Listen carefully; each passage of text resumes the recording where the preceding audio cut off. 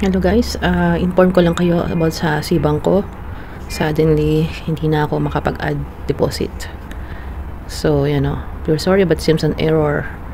Kahit anong dyan, ayaw na. Naka-disable to, as you can see. Disable. So, sinubukan kong, nung nakaraan, may 4,000 may get. Tinransfer ko na yung 4,000 sa own bank ko kasi baka kunin pa nila. Anyway, nag-message kasi sila dito na parang KYC process nila na kailangan ko mag-submit ng documents, which is ginawa ko naman through email nila, pero wala silang reply or medyo matagal dahil update your info now.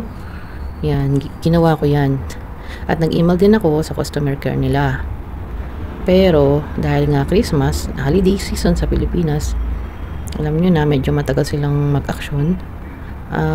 Wala pang reply hanggang ngayon kung ano ba mangyari sa account ko. So for the meantime, hindi na muna ako makagamit ng Cbank. Hindi ako makapag-cash in kahit anong gawin ko. So possible na baka closing for closing na yung bank account ko, kagaya nung sa CIMB, bigla na lang din nila kinlose.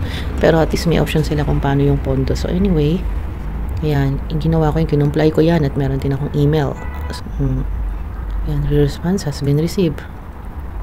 Thank you for reaching out. Can you give us straight to banking days to process your responses? Yan. May inatouch ako. Yan. Yung sino yung 21 to 50. Screenshot. Here ay yun. So anyway, mag-aantay na lang tayo ng update.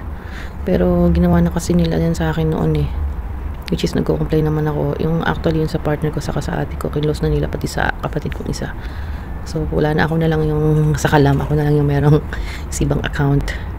At nanganganib na i-close pa nila. Pero kung may bihira lang naman ako mag-transact eh, di ba?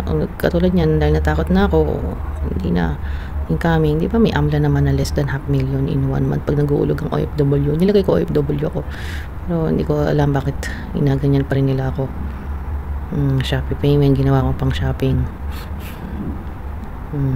Interest naman, ayaw naman nila nung na, di ba? Bakit kaya ginagawa nilang gano'n na kinuklose nila bigla yung account? So, yan. Yung Cbank, nagbaba na siya. Dati, 4.5%. Ngayon, 4% na lang. Yan. Per annum. So, yun lang guys ang ano ko. Andito naman sa notification ng mga, ayan, yung mga advisory nila. So, as of today, January 9, yan na. 400,000 pala is 4% per annum ang interest rate niya.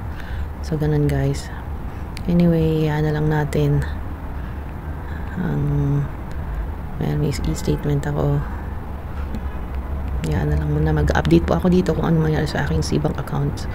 Ang gusto ko sana yung Cbank kasi di ba hindi makapag-transfer sa own bank ng land bank. Medyo nakapesa na siya, kaya inabot siya ng ilang araw, kaya ang gamit ko Cbank din. Kapari kasi pag BPI up to 3 times per week, tama ba? Every Monday per week. Pero sa ginawa nila, ano magagawa, own bank lang talaga nang ginagamit ko sa kayong GoTime. So yun lang guys, sana nakatulong.